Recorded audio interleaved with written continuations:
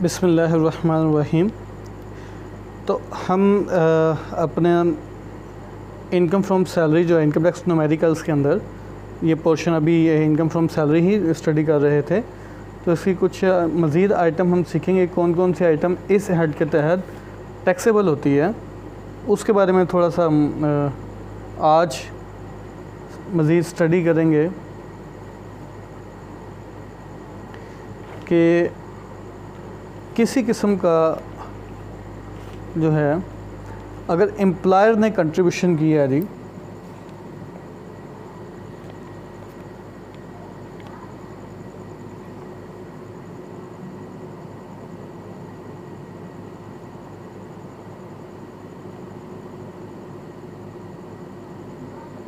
contribution by employer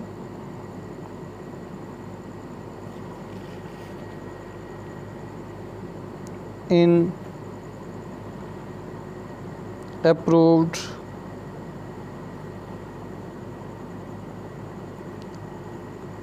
superannuation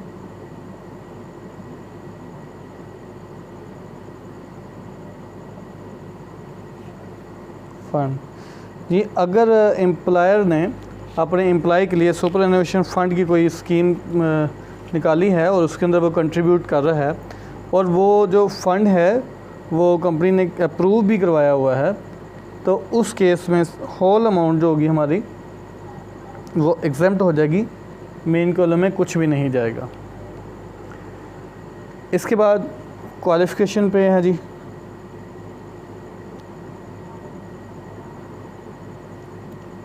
किसी किस्म का क्वालिफ़िकेशन पे जो की जाती है, किसी बंदे को उसके एजुकेशन के बेस पर अगर उसकी इनकम में इजाफा किया जाता है तो ये टोटल अमाउंट चूँकि हमारी सैलरी का पार्ट बन जाती है तो ये टैक्सेबल हो जाएगी हमारी। अगर कोई ग्रांट रिसीव होती है बेनेवोलेंट फंड से,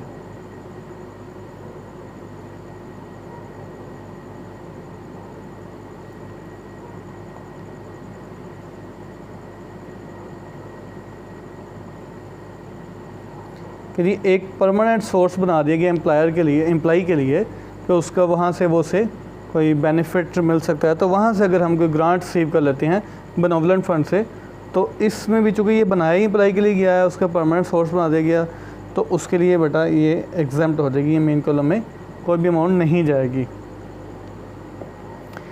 इसके बाद किसी किस्म की परफॉर्मेंस दिखाते हैं,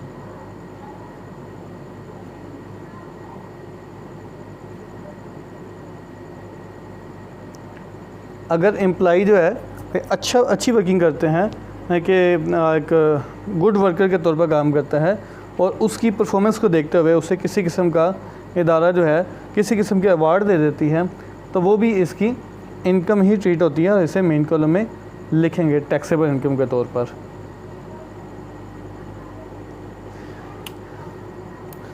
अगर कंपनी जी एनुअल फेयर असिस्टेंस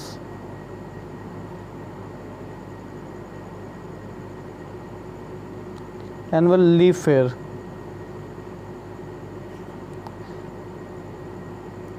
ये अगर कंपनी क्या करती है कि सालाना अपने जो एम्प्लॉय को छुट्टियां दे देती है, उसके साथ साथ उसके वो कुछ पे करती है, अमाउंट देती है कि जाएं जी आप जाके सैर कर रहे हैं, या किसी जहाज़ का या गाड़ी का टिकट वो उसे प्रोवाइड कर देती है, तो वो भी इसकी इनकम ही ट्रीट होती है और ये टैक्सेबल हो जाएगी मेन कॉलम में जाकर।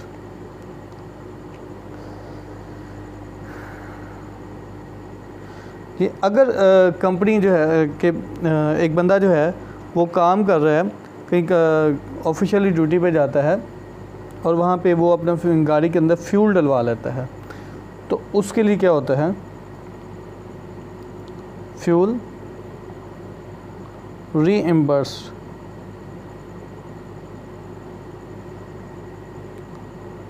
एज पर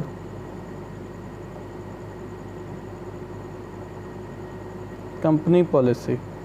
दी कंपनी की पॉलिसी है, अगर एम्प्लॉई ने जो है वो फ्यूल अगर डलवा लिया है तो उसको पैसे उसके वापस से दिए जाएंगे। एक बार जो डलवा लिया उसके बाद वो अपने वो पेमेंट दिखाएगा, उसकी स्लिप दिखा कर उसकी पेमेंट उसे वापस दे दी जाएगी। तो अगर कंपनी की ऐसी पॉलिसी है तो फिर ये अमाउंट जो है ये एग्जाम्प्ट हो जाएगी, टैक्सेबल नहीं होगी। तो ये वैसे बेसिकली तो ये ऑफिशियल ड्यूटी के लिए होता है, तो अगर ऐसा किया उसने तो फिर जी उससे कोई अच्छा किसी किस्म का बिज़नेस की तरफ से इंसेंटिव के तौर पर एज ए अवार्ड मिल जाता है।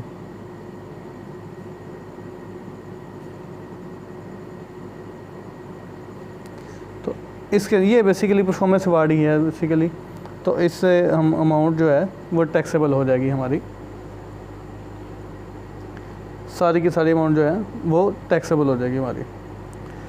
अच्छा, इसके बाद एक चीज़ आती है जी, प्रॉपर्टी अगर एम्प्लॉई को कहीं से ट्रांसफ़र दे, एम्प्लॉयर जो है उसे कोई प्रॉपर्टी अपने एम्प्लॉई को गिफ्ट कर देता है, ट्रांसफ़र कर देता है लो रेट पर, मार्केट वैल्यू के निस्बत कम रेट पर से ट्रांसफ़र करता है, तो उस केस में क्या होगा जी, वो भी हमारा इनकम फ्रॉम सैलरी के तहत दिया आएगा, इनकम फ्रॉम प्रॉपर्टी में नहीं लिखेंगे इसे।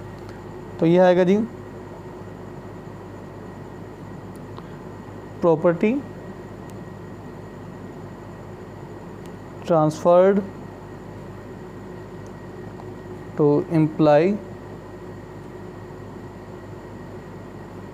तो उसकी फेयर मार्केट वैल्यू जो होगी वो हम यहाँ लिख लेंगे इनर कॉलम में, और इसमें से लेस कर देंगे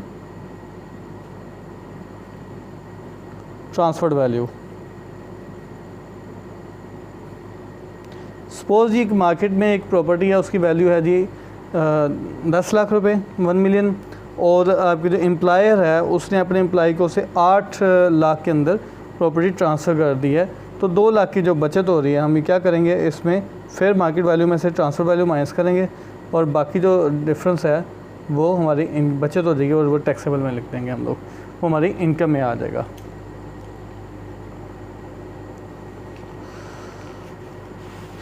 इसके बाद ही हम नेक्स्ट कुछ और आइटम्स को भी देखते हैं, स्टडी करते हैं।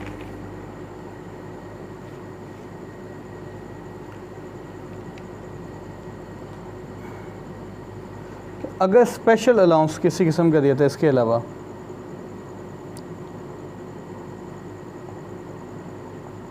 स्पेशल अलाउंस मतलब ट्रैवलिंग अलाउंस या TADA वगैरह आती है, तो ये टोटली एग्जाम्प्ट हो जाएगा जी, मेन कॉलम में हमें से कुछ नहीं लिखा जाएगा। अगर जी एम्प्लॉयर जो है वो अपने एम्प्लॉई को मुख्तलिफ़ किस्म की यूटिलिटीज़ प्रोवाइड करता है, उस केस में क्या होगा कि उसकी फेयर मार्केट वैल्यू देखी जाएगी, fair market value of utilities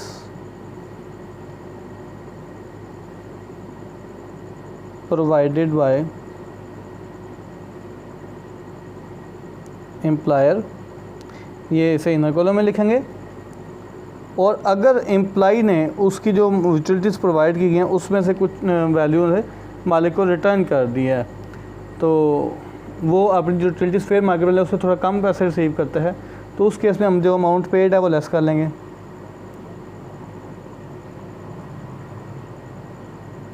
पे टू एम्प्लॉयर, ये इन यूटिलिटीज़ के लिए एम्प्लॉयर को जो अमाउंट पे कर दी गई है उनका जो डिफरेंस है वो टैक्सेबल हो जाएगा। Fair market value obviously fair market value ज़्यादा होगी और ये अमाउंट कम होगी, तो वो फिर हम जो डिफरेंस है वो टैक्सेबल कर देंगे।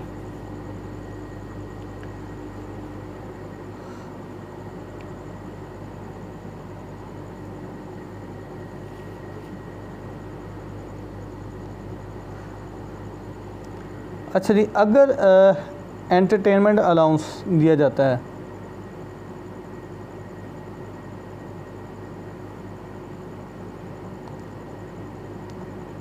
अगर एम्प्लॉयर अपने एम्प्लॉय को एंटरटेनमेंट अलाउंस देता है, अगर इतना एंटरटेनमेंट अलाउंस हुई तो टैक्सेबल होता है।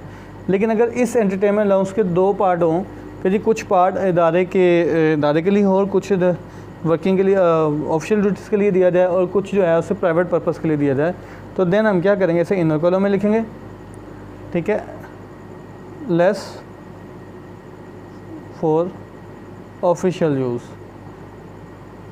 इसमें से जितना ऑफिशियल यूज़ के लिए है वो लेस कर देंगे और बाकी अमाउंट हम मेन कॉलम में लिख देंगे। बाकी जो प्राइवेट पर्पज़ के लिए है वो हम उसे उधर लिख देंगे जी। नहीं, मेडिकल इंश्योरेंस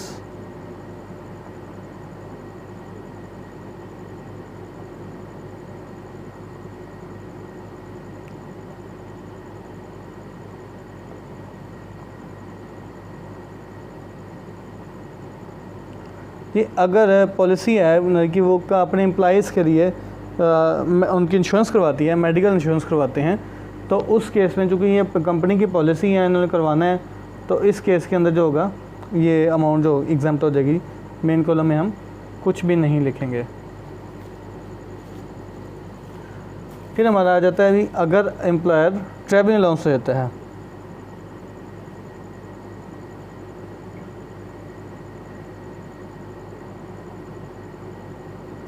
बिल्कुल उसी तरह ट्रैवलिंग अलाउंस तो वैसे एग्जाम्प्ट होता है। तो अगर ट्रैवलिंग अलाउंस दे दिया जाए कि कुछ प्राइवेट पर्पज़ के लिए और कुछ ऑफिशियल ड्यूटीज़ के लिए दिया जाता है, तो फिर हम इसमें क्या करें, ऑफिशियल ड्यूटी वाला एग्जाम्प्ट कर देंगे, less for official duties.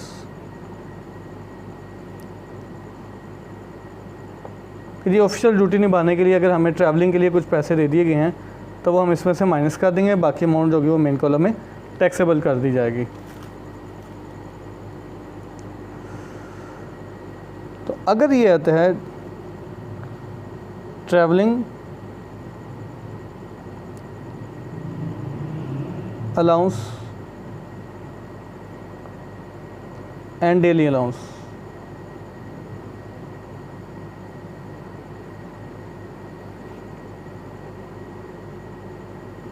Paid by employer not properly verified. अगर वो ऐसे ट्रैवल अलाउंस या डेली अलाउंस जो ये तो वैसे एग्जाम्प्ट होते हैं हमारे, और अगर ये प्रॉपरली वेरीफाइड ना किए गए हों, तो देन इसकी जितनी अमाउंट होती है वो सारी की सारी बेटा ही टैक्सेबल हो जाएगी। इसमें कोई अमाउंट हमारी एग्जाम्प्ट नहीं रहेगी। पास का पोस्ट का एक बड़ी पोस्ट पे जाने के लिए अलग से अलाउंस आता है, उसे हम नाम देते हैं जी सीनियर पोस्ट अलाउंस।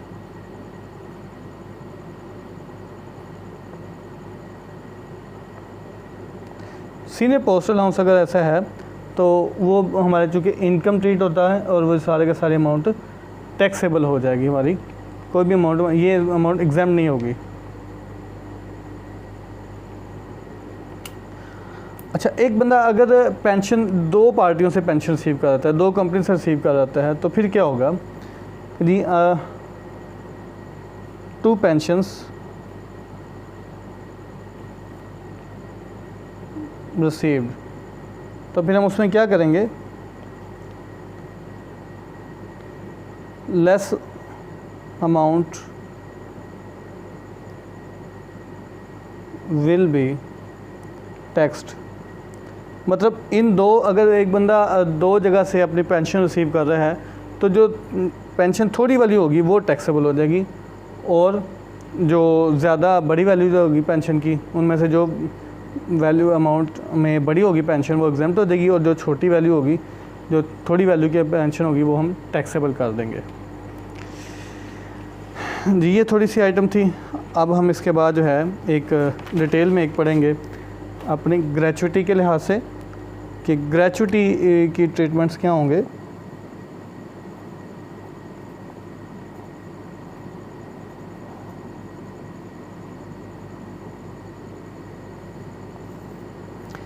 ग्रेचुइटी अगर रिसीव की जाती है तो फिर क्या क्या ट्रीटमेंट होंगे। यदि इसमें हम ये देखेंगे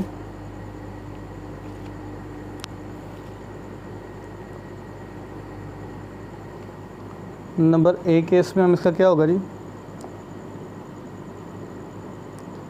रिसीव फ्रॉम गवर्नमेंट और लोकल अथॉरिटी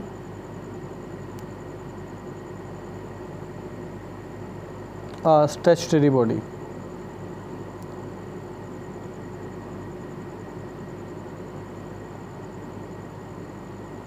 गवर्नमेंट की किसी गवर्नमेंट की तरफ से या उसके लोकल अथॉरिटी ज़िली गवर्नमेंट वगैरह आ जाती है जो उसके लोकली या बल्दियात के इलाके में अगर काम कर रहा है बंदा, उस केस में, या फिर आपकी स्टैट्यूटरी बॉडी या इनसे रिसीव होती है, तो ये टोटल अमाउंट एग्जाम्प्ट होगी जी।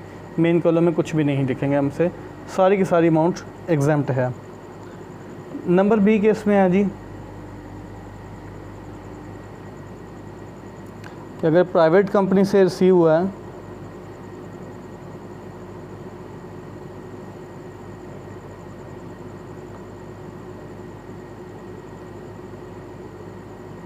अमाउंट सी एज ग्रेचुटी, और वो ग्रेचुटी जो थी वो कमिश्नर ने अप्रूव की थी, approved by commissioner.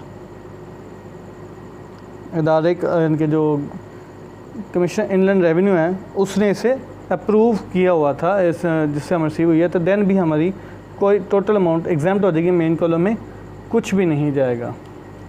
Number C पे है जी। इसके बाद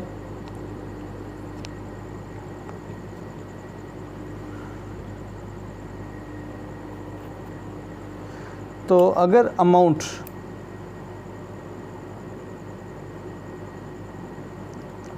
of gratuity received and approved by board जी, एक कंपनी है जी, उसने रजिस्टर्ड किया हुआ है अपने इनके अपनी ग्रेचुइटी फ़ंड मेंटेन किया है, और उससे बोर्ड FBR ने उसे अप्रूव किया हुआ है, तो ये बेटा एग्जाम्प्ट होगी, एग्जाम्प्ट अप टू 3 लाख, कि वो 3 लाख तक तो एग्जाम्प्ट होगी, बाकी अमाउंट टैक्सेबल हो जाएगी अगर 3 लाख से ज़्यादा है तो 3 लाख तक तो एग्जाम्प्ट है, 3 लाख से ऊपर जितनी होगी वो सारी की सारी एग्जाम्प्ट हो जाएगी, टैक्सेबल हो जाएगी। नंबर डी है जी, अगर इनमें से कोई भी A, B, C में कोई केस में भी नहीं आती, इसके अलावा जो आता है अगर हमने ग्रेचुइटी रिसीव की है तो उस केस में क्या होगा, 50% ऑफ अमाउंट रिसीव्ड, जितनी ग्रेचुइटी की अमाउंट रिसीव हुई उसका 50%, एंड सेकंड 75,000 रुपीज़।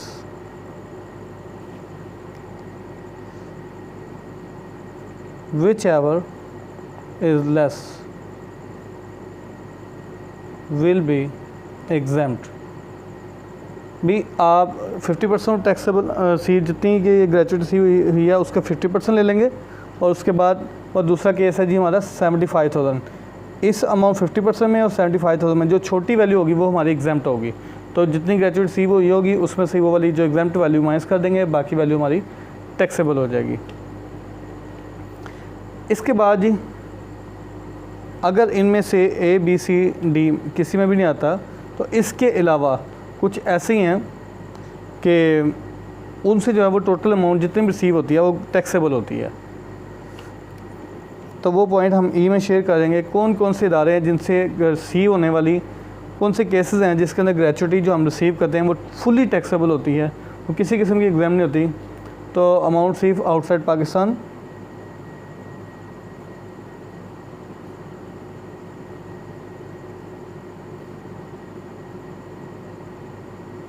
अगर कोई अमाउंट हमें पाकिस्तान से बाहर रिसीव होती है, वहाँ की किसी और कंपनी, बाहर की कंपनी में हम काम कर रहे हैं और वहाँ से हमें पैसे रिसीव हो जाते हैं एज ए ग्रेचुइटी, तो टोटली हमारे पास ही टैक्सेबल हो जाएगा, कुछ भी अमाउंट हमारी एग्जाम नहीं होगी।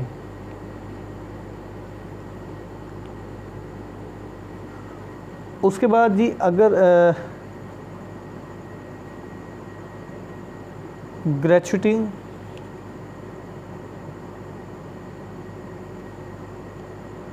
received by director, not regular employee,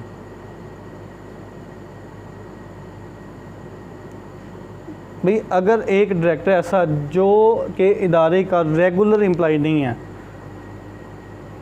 तो उसको अगर ग्रेचुइटी रिसीव होगी तो उसकी अमाउंट सारी की सारी टैक्सेबल होगी जी, एग्जाम्प्ट नहीं होगी।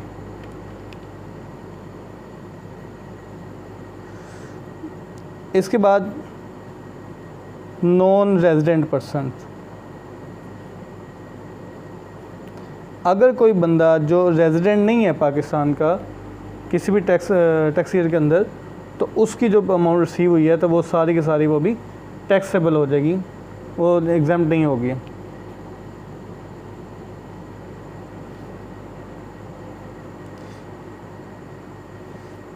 और चौथी एन एम्प्लॉय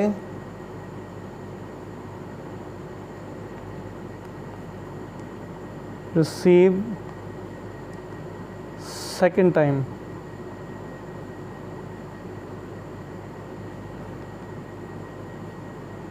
gratuity